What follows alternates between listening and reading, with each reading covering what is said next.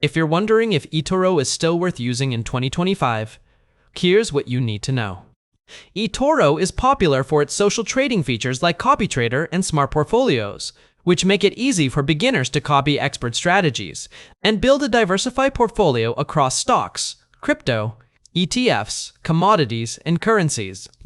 It's also available in many countries, regulated in multiple regions, and has a user-friendly app and web platform. On the downside, the fees can add up. Crypto trades have a 1% fee plus spread, there's a 5% withdrawal fee, and an inactivity fee if you don't log in for a while.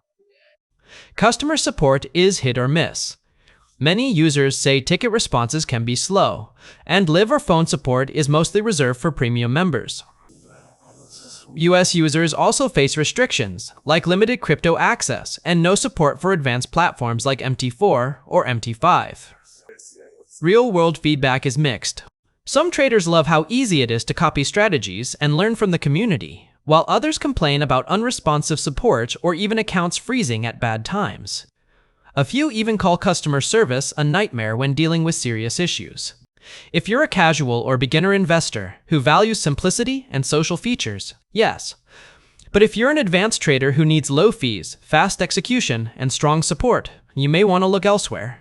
Like, subscribe, and let me know your thoughts in the comments.